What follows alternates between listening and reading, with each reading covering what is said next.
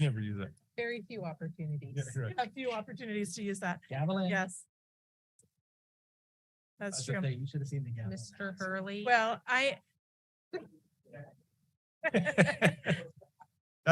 That's the Dias version of the chimes. yes, that's Staff. true. That's the chimes. Good evening. I am so glad that everybody is loving their shoulder partners this evening. We are going to start. Thank you for attending our meeting tonight. We're going to start at 7:04. And I'd love to invite you to join me in the Pledge of Allegiance. I pledge allegiance to the flag of the United States of America and to the republic for which it stands, one nation, under God, indivisible, with liberty and justice for all. Thank you. Our next item is approval of minutes for the meeting on July 25th, 2023, a regular meeting. Do I have a motion for approval? Motion to approve as presented. Mr. Buster, Second. seconded by Mr. King. All those in favor, please signify by saying aye. Aye. Aye. Any opposed? Not seeing any, the motion carries. We'll move on to the next section, which is general functions. And our first item is staff, student, and community recognitions. Mr. Cruz? Thank you, President Pratt and members of the board. We have several people here tonight with recognitions, beginning with Margaret Stewart, followed by Heather Stow.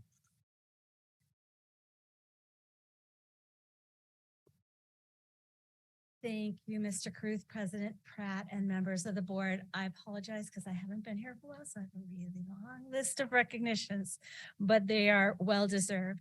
I'd like to recognize our technology person, Josh Little, for his organization of computer handouts. We handed out 600 computers and chargers and cases in just about a week. And with the help of Sherry Wadman and Tim Stahn, that was just a seamless process. And I appreciate his efforts with that. And then I would like to recognize Stacy Diller, who does all things athletics for us on Register My Athletes, which is our new online registration system for athletics. So we don't do paper packets anymore. And we had over 150 parents put in packets this year or this first quarter for sports. We had 80 girls try out for 36 slots in girls volleyball. And so that was really traumatic, telling them that they couldn't, they didn't make the team. And I think we called some people back a second time just to really just make sure. But I wanted to recognize our new assistant principal, Adam Steiner, for his organization as athletic director. And then Victor Gonzalez, who basically will do anything for anywhere, anyone, anytime, who just helped mentor Adam because it's kind of tough rolling into our system. And then we had a really difficult time finding coaches. It's not an easy job to do. We start at 2:30, we end at 4. It's every day. And so not everybody has that work schedule that can afford that time. But I wanted to recognize Sarah Herrera, Teresa Toro, Kylie Robinson, Walter Halfacre, Christina Flannery, Ashley Lavanos, and Anthony Thrall stepped up to coach. It was just a last minute. They just said, we'll do this for you. And also wanted to recognize our leadership team of Heather Deal, Daisy Anderson, Debbie Fitzpatrick, Joanna Williams, Kara Evans, Bridget Evans, Sarah Hammer, and Brianne Brace. At the beginning of the year, they came early when it wasn't their work days. They stayed late. They came in on weekends just so they could set up their classrooms and do their planning so that when new teachers came in, they were there for them. And I just think that is so admirable and I appreciate them. And then I wanted to recognize our office manager, Stephanie Pfaff. She is just everything to everybody all the time, everywhere. She doesn't get flustered. She just has her little list and goes through it and takes care of everybody. And then you all know that we have had excessive heat warnings for the last 3 weeks. So school started just in time. And my phone would ding about 9 o'clock every day and say it's going to be 105 or 106 today. And we have just some extraordinary monitors whose job it is to be basically outside for 3 hours. And they never complain. Trish Tracy, Sarah Herrera, Jeremiah Maps, Tim Stahn, Mark Cusack, Anthony Thrall, and Tony Agostino. And if you've been at lunches with middle schoolers when school first starts and they're socializing for the first time in 2 months, it's very interesting. There's lots of stuff going on. And then I wanted to recognize Ben Vanderweiss, who is our advanced math teacher. And Ben gives up his plan. He teaches algebra. He teaches geometry. He teaches 7th grade math for 6th graders. He teaches 2 periods of 8th grade math and to enrich classes, to reteach classes. That's a lot of planning. And he is always the first one who, if we are short a sub, who will say, I'll fill in. He's just an amazing person, and I really need to recognize him. And then finally, I wanted to recognize our counselors, Bridget Evans, our student service coordinator, Sarah Hammer, and our special ed teachers, Lisa Locke, Lori Haverly, Rob Edwards, and Margaret Carrillo, because they spent so much time before the school year started to carefully plan and support our kids coming in who needed that extra support, and parents of special needs students or students who are struggling emotionally. They are really wanting us to be sure that when those kids step through the front door, that we are ready for them and ready to support them. And these folks do that in such a great fashion. I really respect what they do. So thank you for letting me talk about these people today. Appreciate it. Thank you, Mrs. Stewart. Mrs. Stowe, followed by Ms. Fargo. Good evening, President Pratt, Mr. Kruth, and members of the board. I just wanted to take a second to celebrate the accomplishments of our community connections and student supports team during the first few weeks of school. But I first just wanted to say how deeply grateful I am for each of you and for the heart and dedication that you invest into each of your roles as board members. For the community connections and student support teams, I wanted to start out with Amanda Cook, our lead counselor. She's leading our prevention team, and they've already given 8 QPR trainings this school year. That's Question, Persuade, Respond. It's our suicide prevention curriculum across our elementary sites and new teacher induction. We're well on our way to reaching the target of all elementary sites trained by the end of this year. Amanda and her prevention team are some of my heroes, and they're just really building a suicide safer community, just one training at a time. Also, Amanda, in partnership with Youth and Schools Community Program through Pima County Health Department, worked to coordinate the receipt of counseling supplies. It was $2,000 worth of supplies that were donated to our district. Things like Legos, kinetic sand, Play-Doh, tons of fidgets, stress balls, and workbooks. And Amanda is taking her time to deliver those personally to each of our sites. So we just wanted to publicly thank the Youth and Schools Community Program through the Pima County Health Department. Jill Wells, our Family Resources Coordinator, has completed 17 McKinney-Vento staff trainings across our district, and children that qualify for McKinney-Vento supports lack of fixed, regular, and adequate nighttime residence. And she's just really teaching staff how to recognize these qualifications. And I think because of a lot of that work, we've already identified 38 McKinney-Vento students, 9 of those being unaccompanied youth. Additionally, Jill and the student service coordinators have been working hard to identify our students with food insecurity in their homes. And just helping to identify those kids. Greater Vail Community Resources is just an incredible job of providing weekend backpack food for those students. And we are actually up to 338 meals that we are distributing on a weekly basis. And our TSW students, as well as our St. Rita volunteers, are helping to make that happen. So it's just an incredible partnership with resources, our faith community, and then giving opportunities for our students to serve. Peggy Benson Runyon hosted a PTO, PTA, PTSA gathering last week. There were over 50 people in attendance, and we had representation from every single one of our sites. And she just created a space where they could collaborate, where they could innovate, and just find new ways to partner with their schools to invest in our students. Kayla Brooks, our new administrative assistant, has hit the ground running with all of these initiatives going on. She's just been imperative in helping with our CSTAG trainings. That's our comprehensive school threat assessment guideline trainings. We're about to do our 3rd out of a series of 3 this Friday. And this ties into our safety protocols that we've been building and streamlining across the district. But by the end of this training on Friday, we'll have every one of our school teams trained. She's just done an incredible job of thinking through the little details of the food and the seating, RSVPs, all of those pieces. And then Ginny Graves is helping with our Check and Connect trainings. That's our structured mentoring program. We now have that at 7 sites across our district. We piloted with just 2 or 3 last year, and she's trained 50 mentors. So incredible volunteers in the community that have just leaned in and willing to help to influence the lives of our students. And lastly, our team just started a new tradition this week. I've asked each team member to choose one person in our district who they serve to recognize at our meeting, just rockstar staff members who go above and beyond to support those around us. We did that for the first time yesterday, so I'm just going to share two of them. Jill Wells, she nominated Chelsea Morin. She's a counselor at Rincon Vista Middle School. She really helped to support Jill in all of the onboarding of our 38 McKinney-Vento students. That can really be a daunting job at the beginning of the year.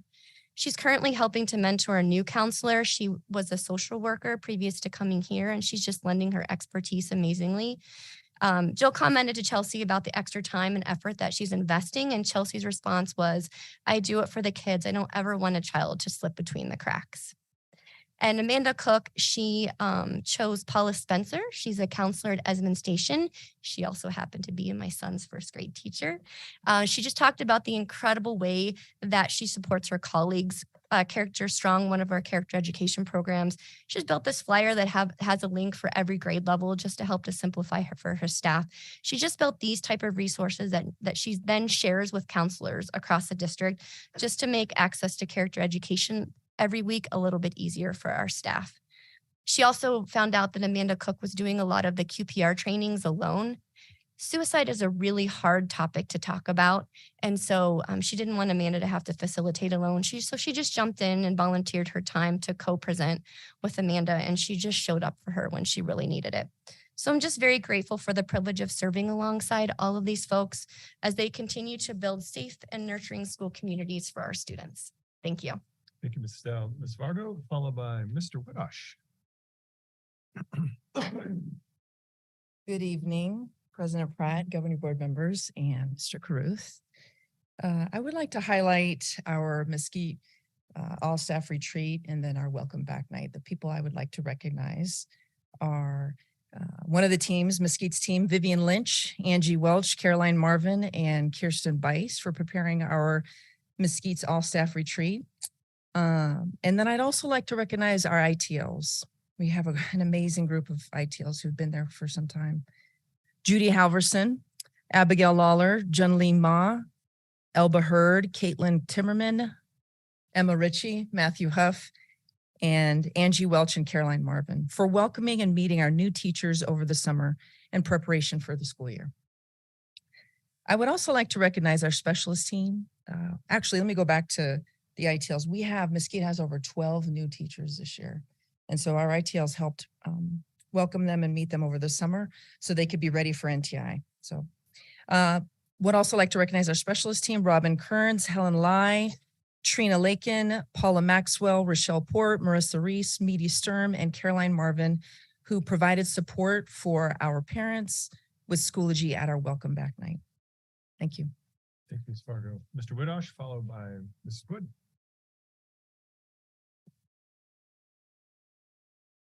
Good evening, President Pratt, Mr. Caruth, and members of the governing board. It's an honor to first recognize the entire Sonita Valley community. I've been welcomed and humbled, honestly, just by the kindness and warmth that they've shown me coming in to lead the school. Staff, parents, community members, and students, they've just been supportive, appreciative, and it's meant a lot. Secondly, I'd like to recognize the absolutely incredible team of ITLs that I've had the opportunity to work with so far this year. These folks are the reason why this school year has gone so smoothly for us. So this group starts with Assistant Principal Katie Swoger, SAT Faith Alva, our STC Amanda Calkins, and our Office Manager Pam Padilla. These four ladies have just helped with all of the nuts and bolts of getting the school year running, getting me online and on board, and I'm very grateful for them.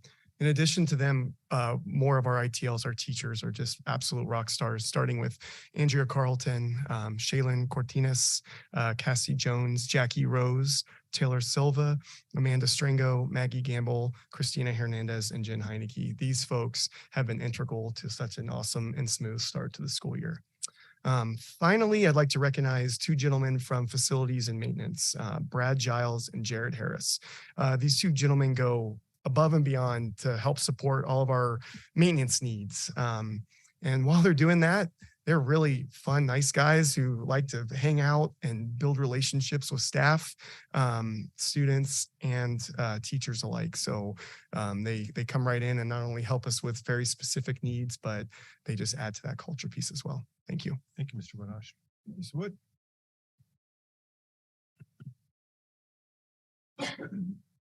President Pratt, Mr. Kruth, and members of the board, good evening. I would first like to recognize Dr. Debbie DeBrava. Dr. DeBrava is our lead school psychologist for the Vail School District, and she does a great job of just providing leadership and guidance for our group of school psychologists.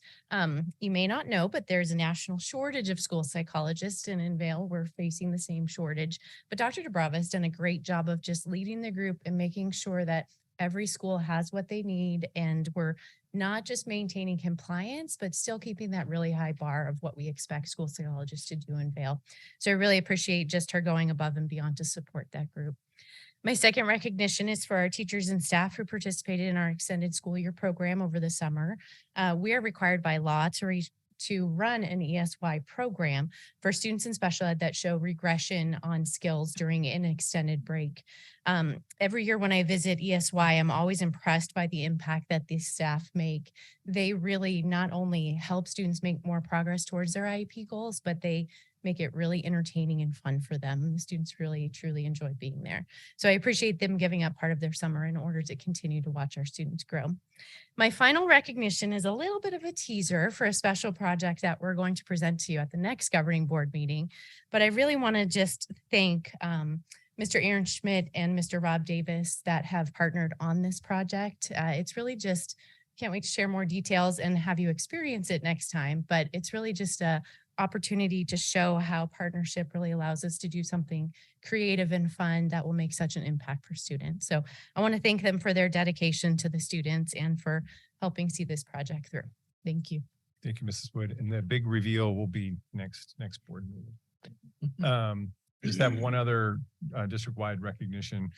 As you all know, a week ago Monday, we had our all-staff day at Centennial Hall. It's the first time we've moved out of the Vail School District footprint to do that day.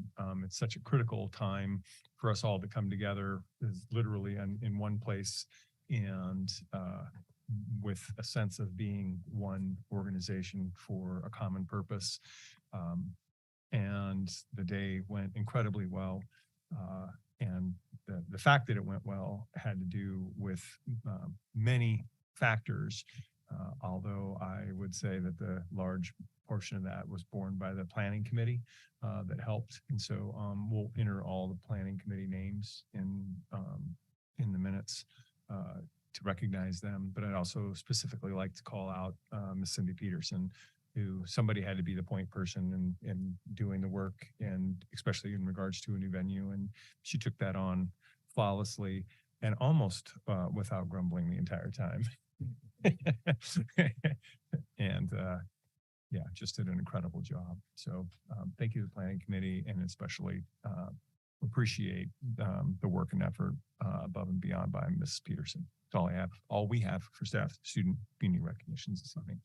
Thank you. We'll move on to call to the public. At this time, the board may consider and discuss comments and concerns from the public. Those wishing to address the governing board on items not on tonight's agenda may do so at this time. Speakers are requested to hold their comments to 3 minutes. In accordance with Arizona open meeting law, board members may not respond, comment, or ask questions of speakers regarding issues not on the agenda this evening. And I respectfully ask that you follow that 3-minute timeline, and we'll have a clock up here so you can see that. Oh, you are? That's perfect. Yep, that's perfect. You just got it. We just had to talk about it for a second. Okay. So we'll have a timer up there that you can watch. So I'm going to call these in the order that I received them. So we first have Brittany, and then Caitlin will be next. So Brittany, you can come up to this. Never done this before, sorry. No worries. First time for everything, right? Absolutely. Thanks for being here. All right, so thank you guys for having me. Chris, and you guys welcomed me very nicely with the rubber chickens. I appreciate it. So I want to start by saying that I moved out here 2015 from New York with my 2 kids. Put them into USD, realized that was not where my kids needed to be. So I worked relentlessly to buy a home in the district, put my kids in this school for a better education. Might get emotional. I am so sorry. My daughter's freshman year, she had a rough start, made some friends. Out of that friend group, she was inappropriately touched, as well as other girls. When I brought this to the attention of the school, I also contacted the police. The police were not given the full report. I had to tell them additional things that were told to the principal, and they had to go back to the school to get additional information.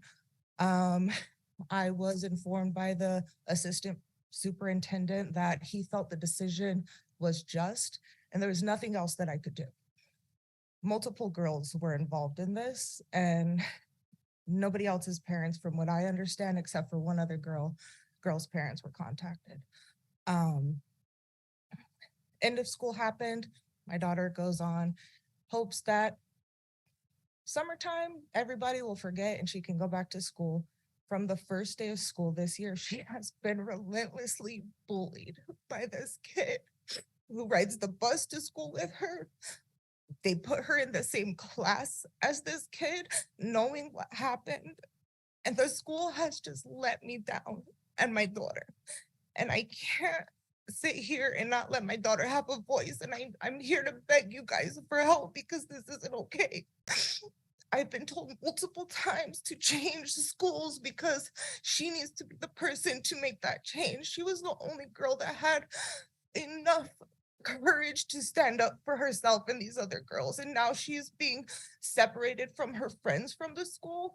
They took her and made her sit in the front of the bus today, and nobody was allowed to sit with her, trying to separate it. They are taking my child and basically making her feel like what happened to her was her fault. And I'm outraged that nobody can hear my daughter's voice, and she feels that nobody is there to help her get through this. I mean, statistically, 1 in 4 women have gone through this. Out of all of us, 1 in 4 of us have had to deal with this in our life. And my daughter, as a freshman, had to deal with this and then not have the school back her up. She just wants to go to school and learn and be with her friends and live a normal life without having this kid continuously bullying her from the time she gets on the bus to the time she gets off of the bus. Lives right around the corner from us and tends to try to follow her home. I don't know what to do, so I'm here begging you guys to help me. Thank you. Okay. Thank you for being here. Brittany, I will follow up. I have your email and your phone number. Thank you. And then we have Caitlin. I don't know how to say your last name. Dragon. Thank you. Good evening. I'm hoping I do this right. President Pratt, Mr. Caruth, and members of the board. I just wanted to share some positive notes about Vail Academy and high school and how the school organizes the drop-off and pickup. Principal Barger orchestrates the whole thing and creates this like smooth process. I can't even begin to explain it, but he has YouTube videos prior to school starting to tell parents how to drop off their kids and how to pick them up. And it's in a very kind of routine way. And I gotta tell you, this is my first year at this school. We came from a previous school and it is very organized. I think that the school board should kind of look at his videos that he produces. I think they're on YouTube or something. And I think it's a perfect example, especially because we know that Vail has limited infrastructure. The traffic, especially near I-10, is pretty intense. I deal with it every day as I go into work. And just really pay attention to how he does that. I think we can learn a lot.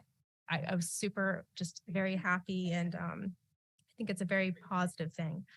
But I just noticed also with this orchestrated method that Principal Barger does, it eliminates the stress from parents, the anxiety is not there, and the frustration and the road rage that I've seen at other schools is just almost non-existent. Parents, my kids open the door, my oldest takes my kindergartner into his class because the oldest one is now responsible for the youngest, and off they go. And I close my door. It's like 30 seconds, maybe tops.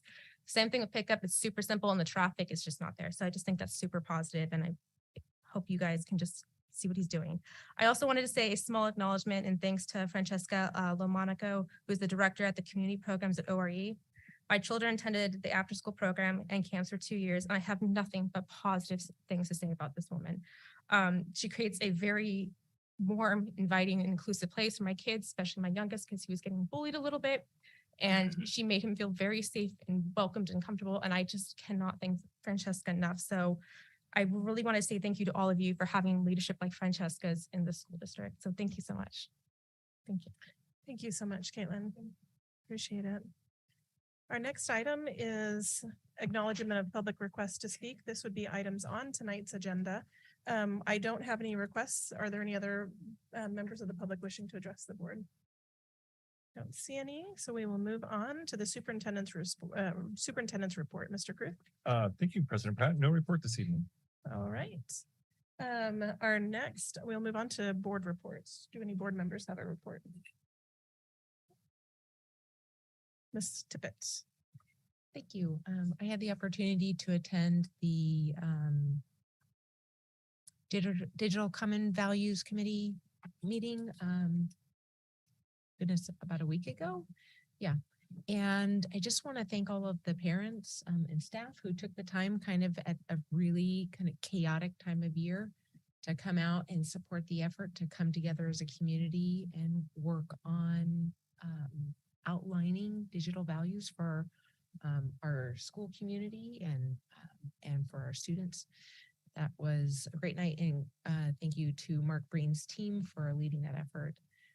I also just wanted to say the opportunity to attend. All staff was fantastic. Over many years of serving on the governing board, I have come to love and adore and feel a very feeling of responsibility and stewardship for our staff. And so it was just really wonderful to be in a building with all of them in one place. And I just want to thank each and every one of them for bringing their energy and really participating and getting the most out of that experience. And I felt it in the room. Thank you, Ms. Tippett. Yes, I did too. Were you raising your hand? No. Okay. Any other board reports? Mr. Buster. Just quickly, but very, very emotionally packed. I really loved all staff. It was just absolutely phenomenal to see 2,000 educators, staff, and people with so much caring and kindness and professionalism get together and just root for the culture that is Vail Unified School District. I want to thank leadership. I want to thank every staff member. I didn't realize we had so many talented individuals within the district, and you all not only put on a show, but the outpouring of warmth and just professional esprit de corps was just really off the hook. So I definitely appreciate each and every one of you. Thank you, Mr. Buster. You have a board report? Yeah, I'll just share. This was my first all staff as a board member. And I, just being there in that room with all of the staff, I wish I could have talked to so many of them. I think that's my only regret. I just didn't get to see everyone, but it was it was a great experience. And also this week I got to be at the committee meeting for the Vail Family Connections Day, which is coming up in September 16th, and just grateful to serve with those who are serving there, and looking forward to that day for our community, and hoping that our community shows up to benefit from what's been planned for that day. It's on September 16th. Thank you. I just want to recognize everyone who helped plan the all staff day. I agree. The energy in the room was just amazing, just to be all together and knowing that we had a shared common goal to do what's right for kids. I loved starting out with our minimally proficient band. I think it's so fun that we can have a lot of fun together as a district. So I just loved every second of the day. I thought it was very well planned. And I know it was a ton of work. So I just want to say thank you to everybody who worked on that. There's no other board reports. We're going to move on to the consent agenda. All items listed below are consent matters and will be considered by one motion at this time. There'll be no discussion of consent items. Any board member may remove an item from the consent agenda by request. All items not accepted and approved as part of the consent agenda will be considered individually. Do any board members wish to pull an item? Okay, Mr. Kruth. Thank you, President Pratt and members of the board. It's recommended that the Vail School District Governing Board approve all items on the consent agenda as presented. Thank you. Do I have a motion? Motion to approve as presented. I'll Mr. second. Buster and Mrs. Anderson. All those in favor, please signify by saying aye. Aye. Any opposed? Not seeing any, the motion carries. We'll move on to old business, and our first and only item in that section is the high school literature set, a revised list, also an action item. Mr. Kruth. Thank you, President Pratt and members of the board. Mrs. Penn is here. Also, if you would like additional background, I think this is the fourth time we've seen this particular item, and it's the last book in the series to be approved. And the only reason it's the last is because it literally sat out on the porch out there and got rain damage, and we weren't able to get it to you in time to read it. To be in the mix with the rest of the books. And the title is We Have Always Lived in a Castle. So we're just simply bringing that forward to add that to part of the high school literature set. Again, happy to go through the process of how that comes to this point. I think we've discussed that pretty frequently here. I'll go ahead and make the motion, and if there's any questions, happy to answer those. It's recommended that the Vail School District Governing Board approve the high school literature set revised list as presented. Accept a motion? So moved. Seconded. Mr. King and Mr. Bester, comments and questions? I know we've seen this multiple times. Any comments? Mr. King? Yeah, I guess my, Ms. Anderson? yeah, if that's okay. What was the feedback from site councils on this one? Mr. Cruz? Mrs. Penn?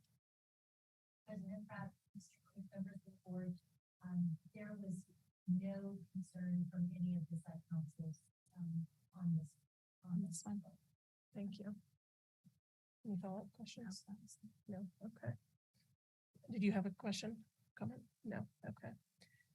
I know I've made it before. I just love how careful or how well the teachers are explaining hotspots in books so that parents can be informed. I know my son's middle school ELA teacher, for this first quarter, they're letting them choose a book. And she was very specific to say, I will approve based on level and the parents are approving based on content. And I loved how she separated that to say, when I'm approving it, I'm not approving, you know, that's your hat to wear. So I just love how we're empowering parents and giving them the information that they need, as well as helping teachers be able to choose what they feel comfortable to teach. So thank you for all of your work on that. If there's no other comments or questions, then I'll call for the vote. All those in favor, please signify by saying aye. Aye. Any opposed? Not seeing any, the motion carries. Thank you. We'll move on to new business. Our first item is an ASBA policy advisory. It's a study item. Mr. Krug. Thank you, President Pratt and members of the board. There's two policy advisories associated with this particular agenda item. They're both for study. We're in the time of year where policy revisions are being crafted in response to legislative changes that are now or will be enacted in law. One of them has to do with policy regarding administering medications. There's some specific policy changes, just acknowledging some seizure issues with students. Mr. Carney can speak to that if you have any questions on that. And then the second one is textbook adoption and what that process looks like relative to a change in the law that now requires the process by which textbooks are selected to follow open meeting law process.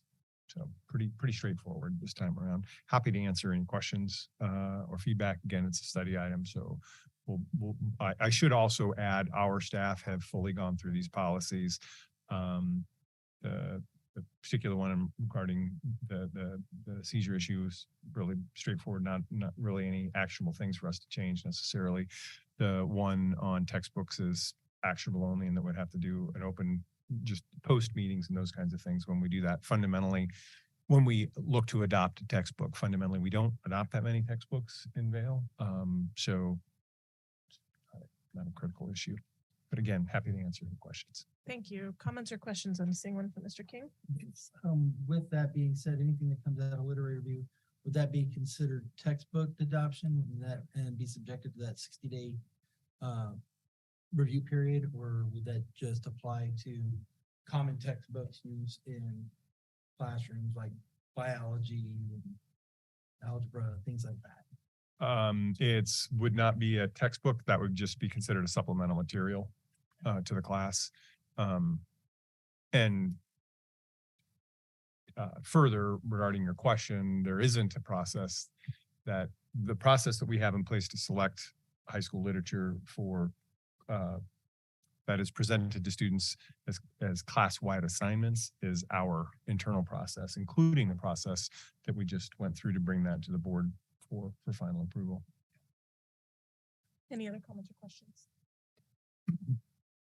I Mr. have a Bit- question. Yes. It's, so if I'm reading it correctly, since the board authorizes the superintendent to develop curriculum for the school system, and then the superintendent organizes meetings to adopt textbooks, then those meetings become Public subject to meetings. Yeah. Public meetings. Yep. Okay. Just wanted to make sure I was understanding it all correctly. I'm sorry, just as a point of clarification, the only change on that is the open meeting law. The rest of the language has been all the same.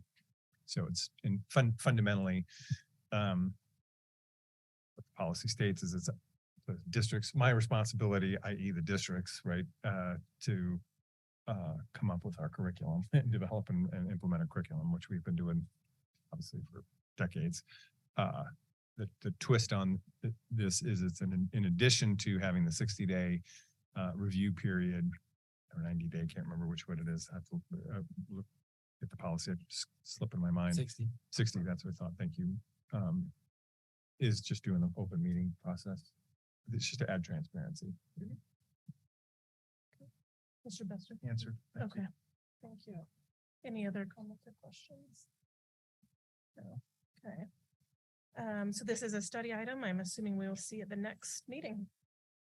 Our next item is the enrollment update and inform item. Mr. Groot? Yep. Thank you, President Pratt and members of the board. I'm going to ask Mr. Hurley to come up and walk through where we are in regards to enrollment.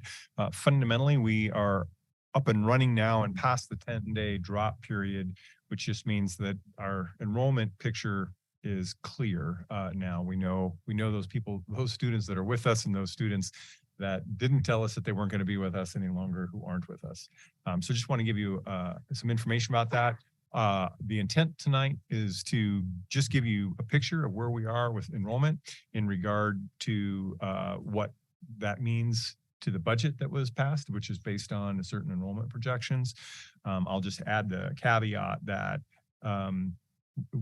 we would most likely like to come back in a study session perhaps and do a more deep dive into some of the enrollment pieces and the particularities of it, as this is just such a critical issue for us every year, as it's the foundation of our budget, but also as just the context of school choice and some of the other things that we're seeing and how that's impacting the school district. So with that, Mr. Hurley. Thank you. President Pratt, members of the board, Mr. Kruth. Yeah, thank you for that introduction. We're just going to give you a kind of a quick update, but at first I thought I would start with this. It's always fun to be in a place that's just growing and growing is crazy. Those of us that have been around a long time tell the old stories about, there were 3,100 kids in our district when I came here. But over the last decade, we've grown about 3,000 kids. So we are growing. It is a real thing. It's kind of exciting, and growth comes with challenges, but also it's a whole lot better than not growing and going backwards. So that's where we're at. That's growth. What we do is we make projections in February and work with principals and superintendent, and that drives our funding. That drives how they get teachers, how they get office managers, those kind of things. And those projections are really our best guess in February of what the next January 31st will look like. So it really is a best guess. We work back and forth with principals and try to make things happen. So you can see this example of kindergarten through fifth grade. We thought our original January projection was that we would be at 6,069 students. Today, as we sit, we're at 5,985. And then we look over the last 7 years and see what is the average to what happens to our numbers. And in K-5, we actually get more families move in over the year. So based on those averages, we think we're going to come within 3 kids. Now, that's a 7-year average. So sometimes it's 100, sometimes it's 80, sometimes we're not going to come within 3 kids. But the good news is we're where we're at. The schools are staffed where they should be. And we're feeling really happy with the K-5 things. A lot of work that Mr. Wood did and the principals did. I will tell you, this is a system. So does that mean one school is not over by 50 and one under by 50? No. But as far as setting the budget and funding things, K-5 doing great. Middle school, again, the projection you can see up there. We are currently sitting at about 30 above that projection. And by the time January comes around, we may end up being 45 above that projection. So that's, again, another good news story for us. High school, we're sitting at about 50 above the projection. But one of the things you may not know is high school is actually the one situation where we get lower as things go by. Students move out and don't tend to move back in. Students transfer schools. They find out they're not going to graduate. Historically, 7 years, we drop students. And so it looks like we're going to be under maybe by a little bit for high school. But the crazy thing is when we look at the whole system, K through 12, it looks like right now we're on pace to be within 4 students of where we projected.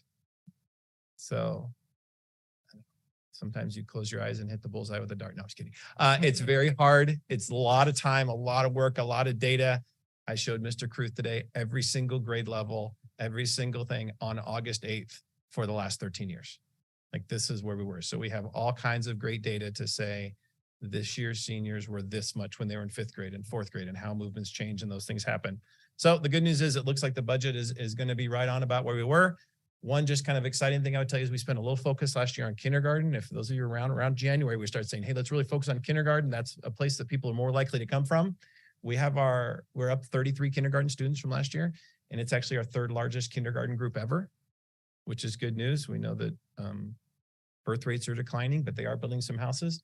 It looks like we're going to be a little bit under our projection. We were really excited to push and push and push, but we tried some new activities last year and some new things, and we know which ones worked and we got excited about it, and we're going to do some more next year. So kindergarten will be a good place to think about it. If you're a family, that's the time that you're thinking about schools. By the time you're in 4th grade, you're kind of settled into your schools. So kindergarten will be a focus. That's all I got. Got any questions?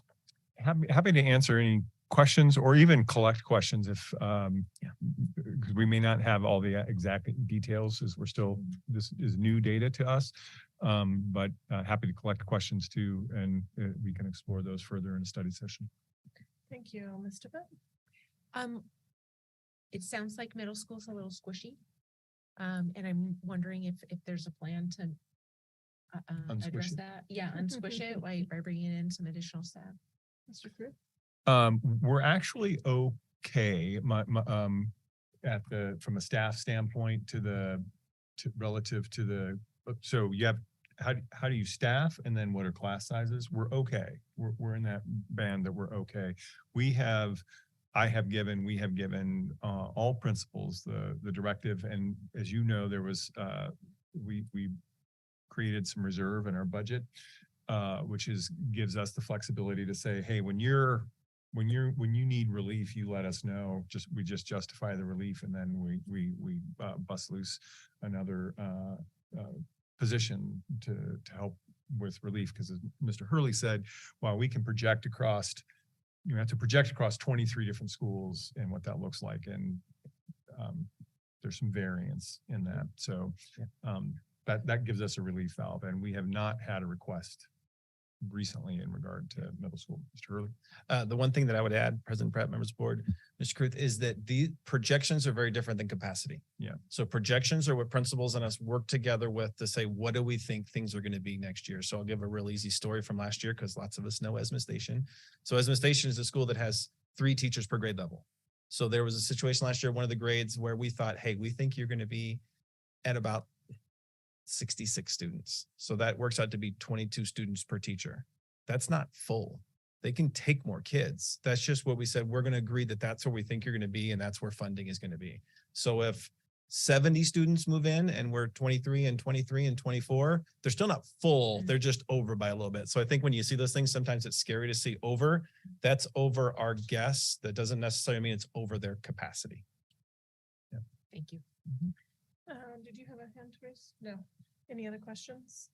Mr. Bester. As we're doing projections, and we're collecting more and more data, and when you see community growth, how much does that play a factor into these numbers? Now, and again, I look toward, usually you're planning a year, 5 years, 10 years, 30 years down, so you can go ahead and meet or plan for that eventuality. So I'm going to have Mr. Hurley talk a little bit about what our last 7-year grade level growth has been, because he's taking a dive into that.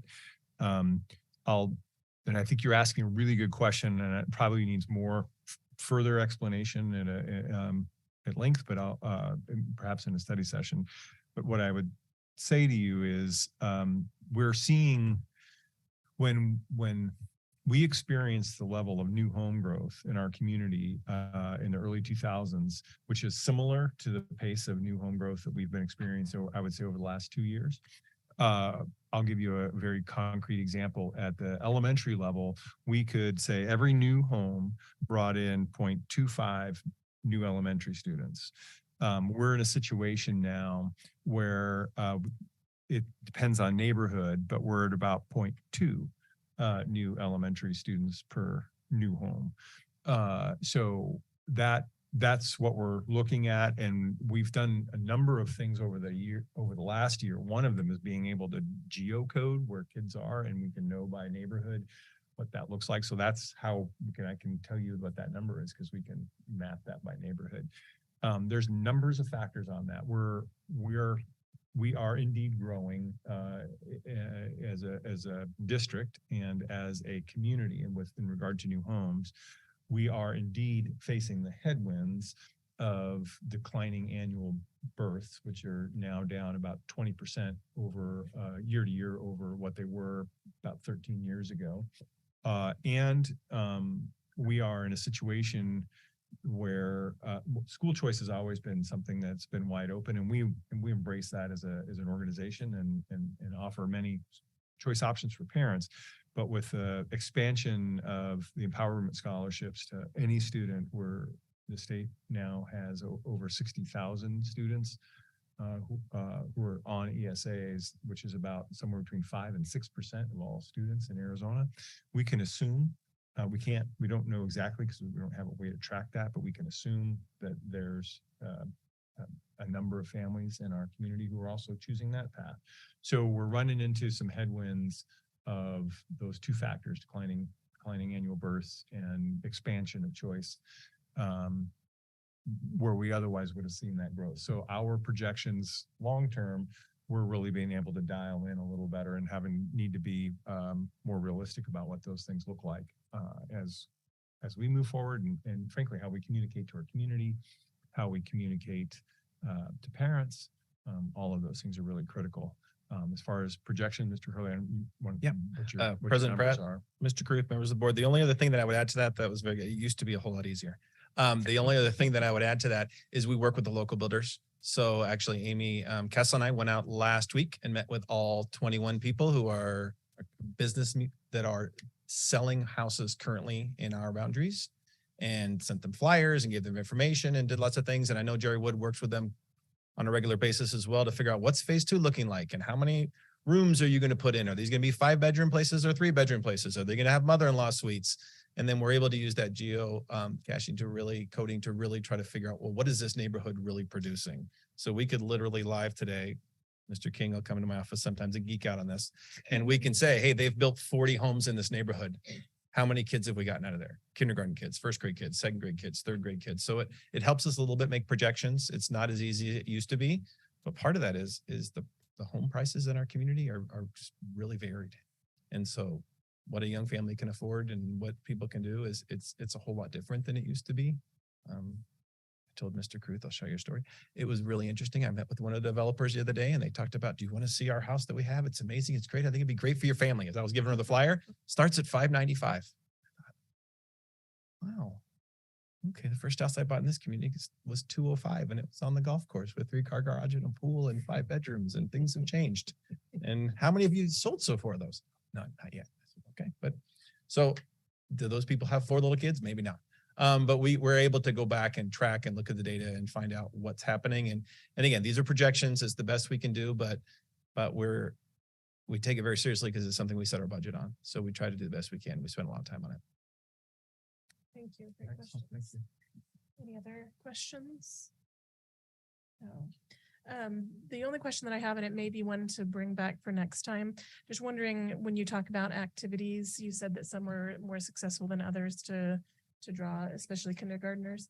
I would love to kind of hear about what some of those that you felt like, okay, you know, we'd love to continue these, whether it's programs, whether it's communication, marketing kind of things. Just love to hear about that. Yep. Thank you.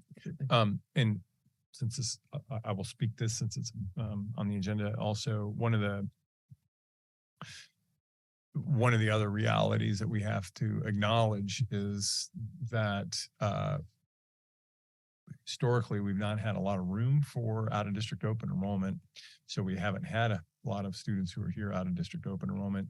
Two, the out of district open enrollment laws have changed over the last couple of years, which require us to take anybody who applies for out of district open enrollment who where we have space available. So really the idea of school boundaries is kind of gone.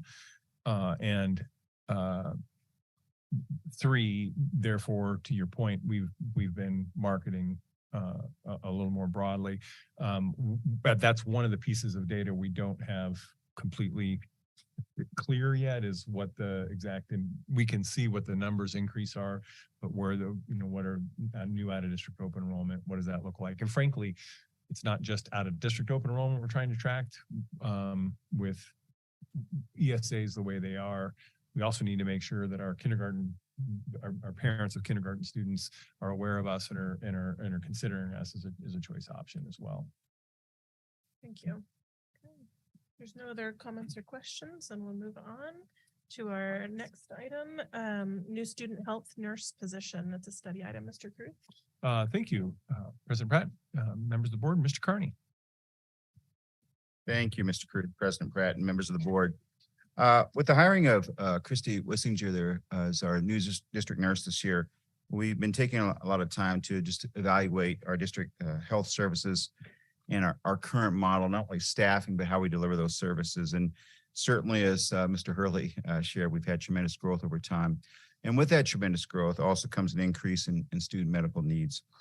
For example, we now have more than 70 type 1 diabetes students, which requires extensive care and training. We also have 6,000 students, more than 6,000 students with chronic health needs. And then we now have 2,000 special education students, many with who need specialized care. So with that in mind, we're looking to, as a study item, bring before you, creating a new position for the school district, a student health nurse that we can also deploy in terms of leadership, not only across the district, but also in assisting with training and organization of our health aides. This item is also related to our second item. We've broken them apart in terms of, again, trying to just get some additional adults, some additional staffing with regard to our district health services. And I'll just add, Mr. Carney, Ms. Weisinger have also looked at comparable rates of services to districts similar to our size. And the truth is we run lean here and have historically, and it's just time, and want to bring this up right away. Both of them, I applaud Mr. Carney and Ms. Weisinger for bringing that up now, and we just want to act on it quickly so we can get moving with in regards to student safety. So. Great. Comments or questions? And I know that the medical industry as a whole is very hard to gain and retain talented individuals. But have we considered any kind of partnerships with private industry, especially with the amount of local talent that we have here in the greater Tucson area? Perhaps there's opportunities there to maintain our effectiveness, our efficiency, and of course, get some great individuals rotated into helping us with these really critical issues. Thank you, President Pratt. Members of the board, Mr. Buster, if you're aware of a former Vail graduate who might be interested, I can certainly let you put him in contact with somebody. joking aside, not joking really on that. If you guys are interested, please let us know. However, we're feeling like we're in pretty good shape in as far as being able to recruit at this point. If not, we will certainly explore other options and what those partnerships might look like. The idea is to have somebody be in-house and not have to do a contract services, just from the ability to manage. You can see noddings of the heads out there. Just it helps us with ownership. It helps us, frankly, with cost. I mean, that's an important factor, but it's really the ownership and ability to help us create a system that we need to update. Great question. Other comments or questions? Let's take it. I'd just like to hear kind of the process that we went through in determining which ways that we needed to grow to serve our student population. Great question, Mr. Cruz. I'll start with the guardrails and then I'll let Mr. Carney jump in. Really was we knew when we made this change that we've had a system in place for 20 years that was probably going to need some revision. I will tell you that this is step one of that. We may down the road, as we're building this out, come back at some point later and say, hey, here's what this is. But at this point, it's like, what's prudent at this point in this time? So those are kind of the guardrails that I suggested to Mr. Carney as they went and explored those things. So with that, Mr. Carney. Yeah, Mr. Cruz, President Pratt, members of the board, we as Mr. Cruz said, we knew we were shorthanded in terms of operating on the same system for 20 years. And rather than make those changes, we want to get Mrs. Wissinger in place. She has extensive experience in this area and get a handle from her, as well as talking to our health aides, exploring what's going on in our system. We also looked at neighboring school districts to see what they were doing with their healthcare services, as well as how we've arrived at this point.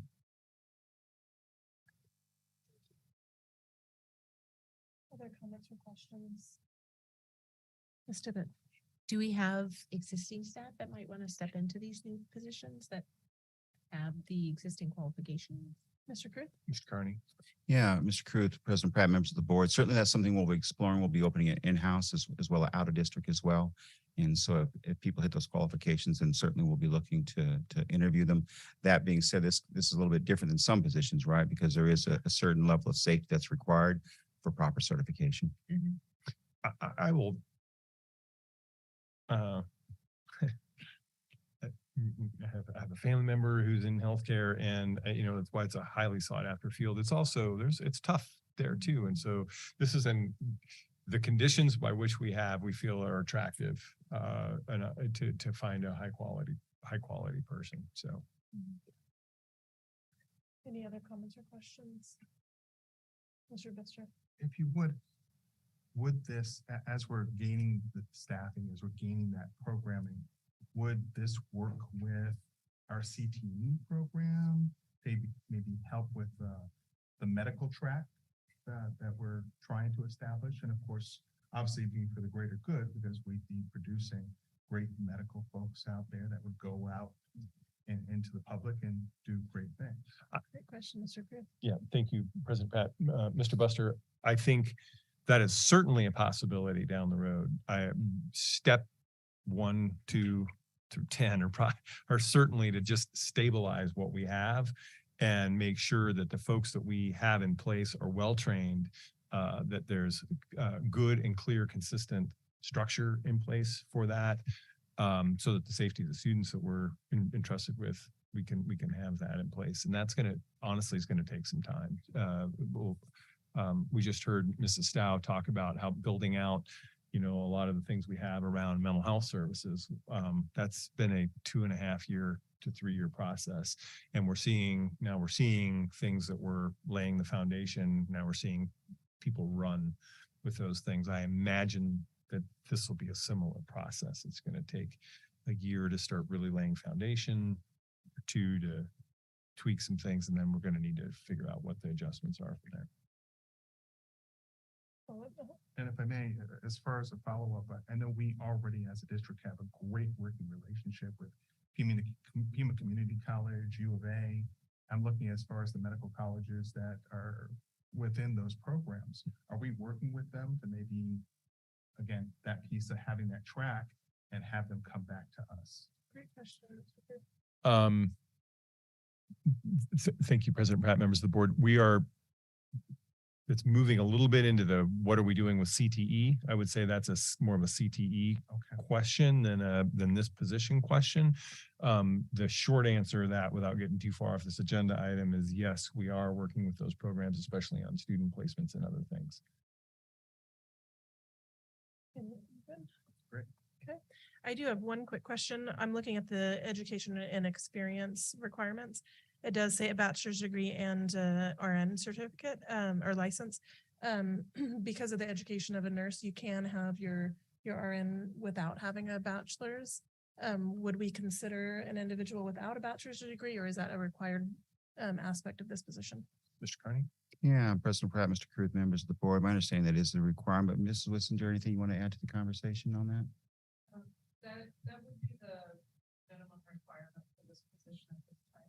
A BSN position, I think, would be attractive, and especially with the Vail culture, I think we would be able to get some good candidates. I've been having nurses approach me to ask if we are hiring that are looking for that type of position. And so I think at this point, we have a good high standard and see what can happen. Perfect. Great. Thank you. All right. This is a study or an inform item, right?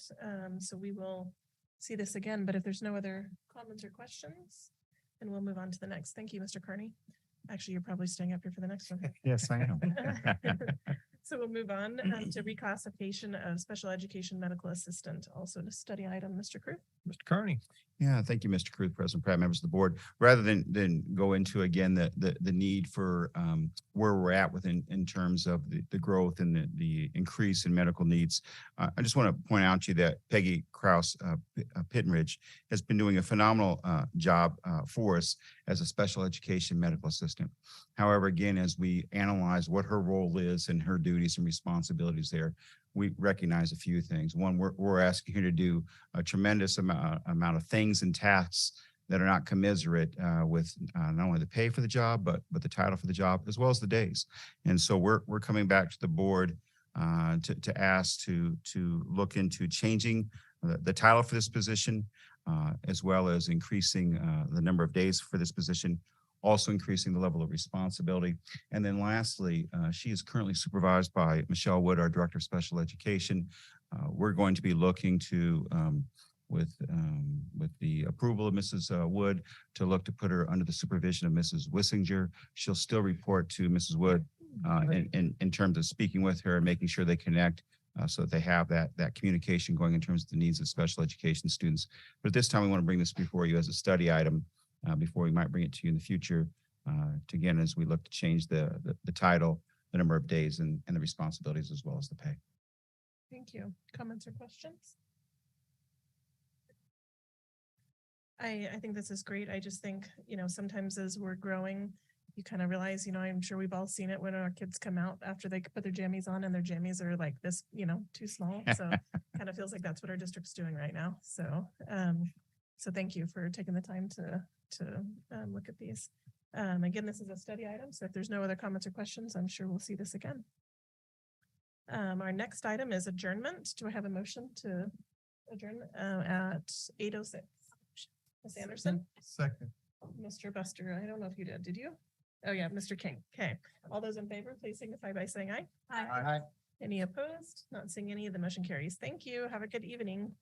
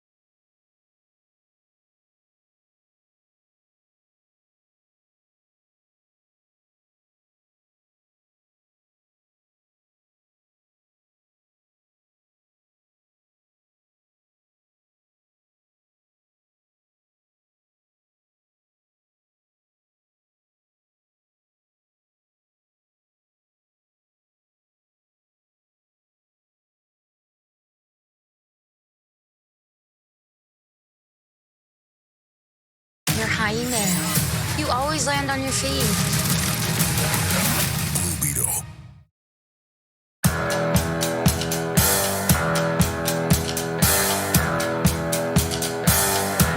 Hey there, world traveler. Thanks for joining us. Hey, why don't you go grab yourself a snack, some tea, coffee, or a cocktail, whatever you fancy. Hey, you could even say hi in the chat section. We'll be going live soon.